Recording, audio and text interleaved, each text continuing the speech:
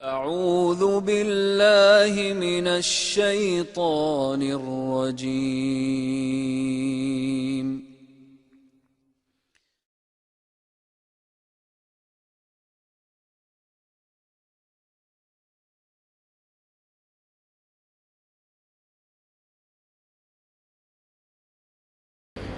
Waalaikumsalam warahmatullahi wabarakatuh. Ustaz, mohon penjelasan dalil masalah buraq sebagai kendaraan Rasulullah SAW dalam peristiwa Mi'raj. Baik, buraq. Apa itu buraq? Halo, apa itu buraq? Enggak usah ngarang. Enggak usah ngarang, kalau tidak tahu cukup katakan wallahu a'lam. Gitu aja, selesai, gampang. Ya. Apa itu buraq? Masya Allah, kok beda dengan yang tadi? Baik, karena minta dalil kita pakai dalil dulu ya, pakai dalil. 1 Quran surah 17 ayat pertama. Posisi paling kiri sebelah atas. Quran surah Al-Isra ayat pertama 1. Di sini belum ketemu kata buraqnya. Akar katanya di Quran surah kedua Al-Baqarah ayat 20. Posisi paling kiri juga sebelah atas, agak sedikit ke tengah. Ya kanul barqu yakhtafu absar. Sudah? Kemudian hadisnya, penjelasan jenis buraqnya di Al-Bukhari nomor hadis 3207, 3207.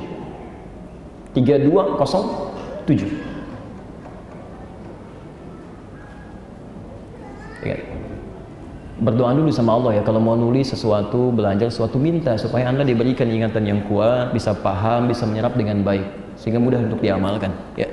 Jangan cuma asal tulis, supaya nanti Allah bimbing saat dibutuhkan bisa muncul. Ya tadi masih ingat gak hadis tentang sholat hajat, berapa nomor hadisnya?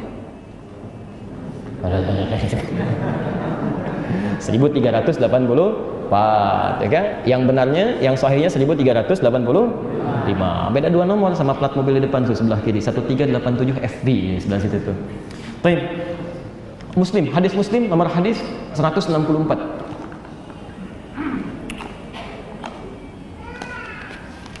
Sudah? Bismillah, kita jawab sekarang dengan dalilnya. Pertama kita ambil Al-Quran dulu tentang peristiwa buraq, yang mesti ada peristiwa dulu. Kalau nggak ada peristiwa bagaimana bisa muncul buraq, gitu kan? Baik. Quran surah ke-17 Al-Isra ayat pertama. Bismillahirrahmanirrahim. Subhanalladzi asra bi'abdihi layla, awas poinnya, layla minal masjidil haram ilal masjidil aqsa alladzi barakna hawlahu linuriyahu min ayatina innahu huwas sami'ul basir. Baik. Subhan, fokus pada kalimat ini, subhan.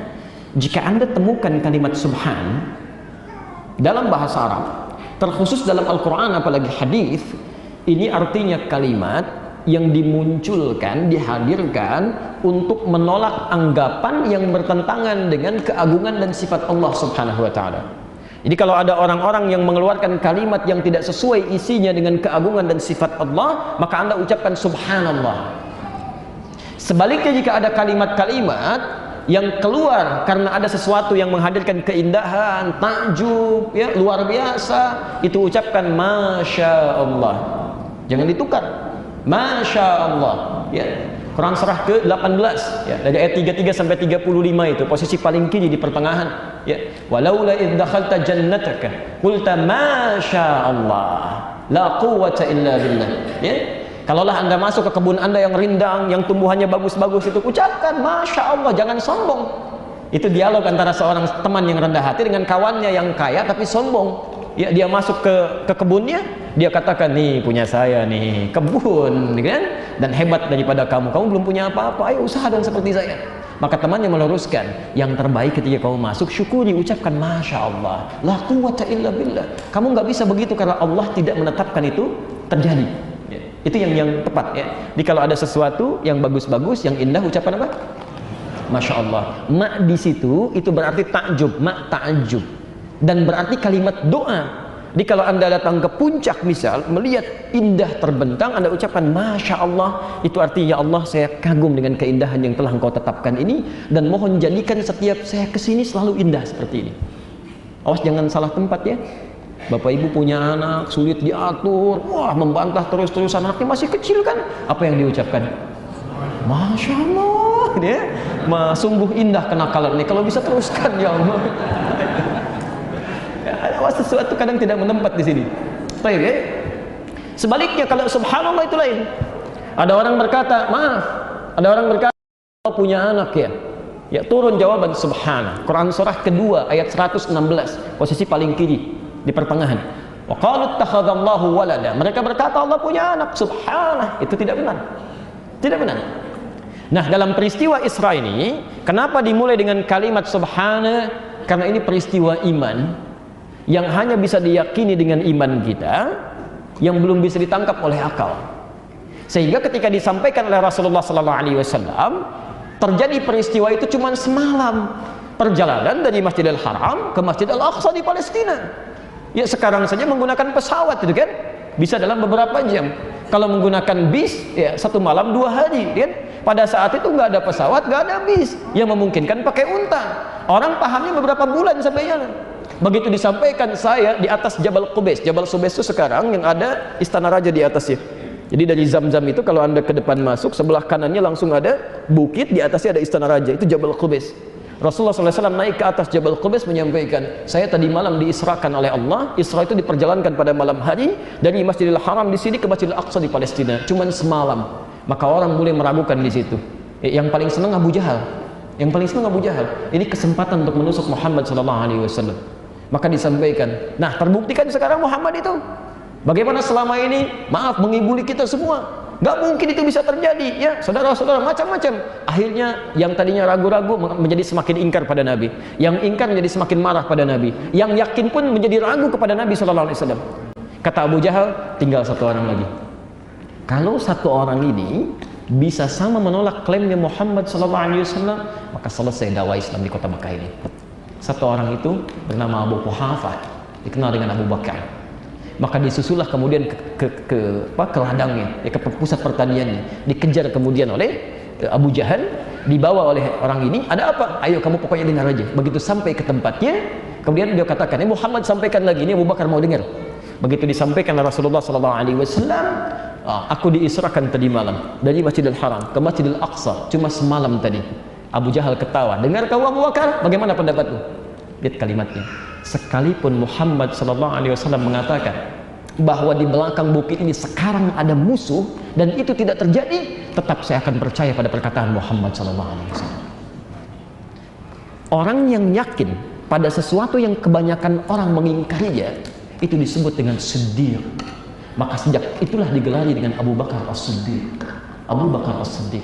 Saat orang mulai ragu, saat orang mulai ingkar, manusia inilah sahabat Nabi SAW yang membela Nabi di hadapan orang-orang yang telah melecehkan beliau. Kalaupun ada musuh di belakang saat ini dikatakan oleh Muhammad SAW akan menyerang dan tidak terbukti, saya tetap akan percaya pada Muhammad SAW.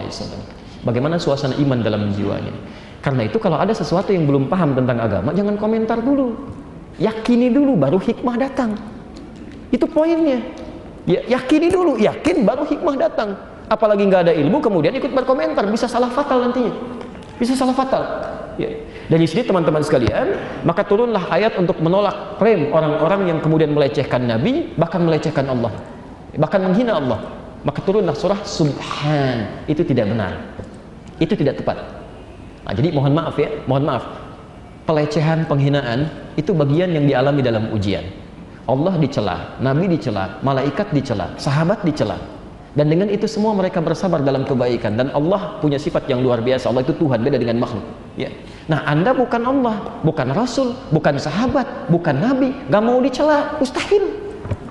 Kalau Anda orang baik, Anda akan dicela oleh orang jelek. Kalau Anda orang jelek, buruk perilakunya, Anda akan dicela oleh orang baik. Sama aja.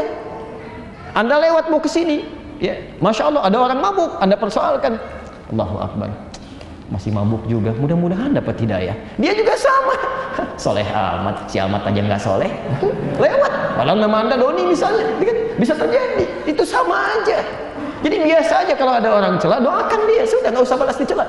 Kecuali kalau celah aja terkait dengan Allah, dengan kitabnya, dengan hukumnya dan sebagainya, baru dikeluarkan tindakan-tindakan yang sesuai dengan konteks hukum yang berlaku. Nah, teman-teman sekalian, apa kaitan dengan borok di sini? Bagaimana bisa ke Masjidil Aqsa dalam semalam dengan suasana yang tidak ada kendaraan, yang dalam pandangan manusia bisa mencapai itu semalam? Tayyib. Maka yang seperti ini bisa diartikan bahwa perjalanannya sangat kilat. Dalam bahasa Arab sesuatu yang berlangsung kilat, itu ada kilat, kilat, kilat, kan cepat. Satu kilatan, satu kibatan, itu disebut dengan barqun namanya, kilatan.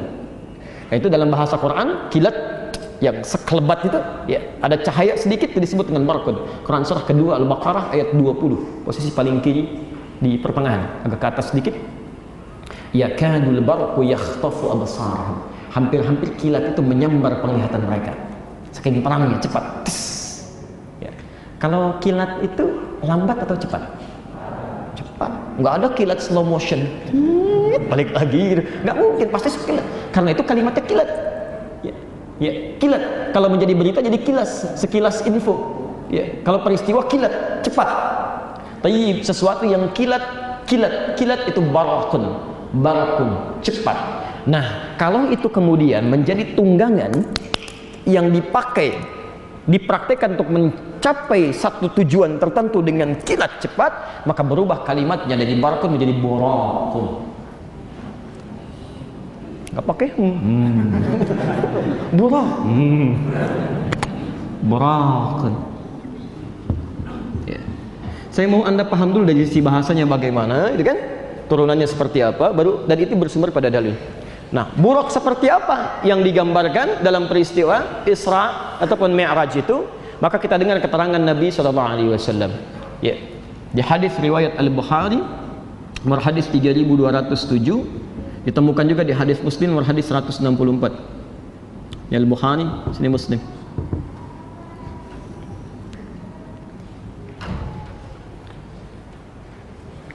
Nabi SAW menyampaikan, Uritu bidabbatin. Saya diperlihatkan dan dipersiapkan satu hewan tunggangan.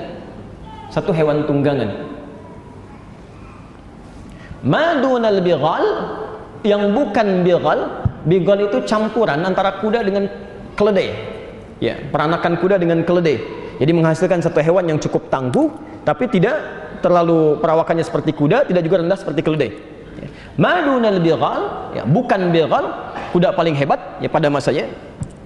Wa fauqal himar, ya, dan yang lebih besar dibandingkan dengan keledai. Jadi tidak setinggi bighal, tidak juga serendah keledai.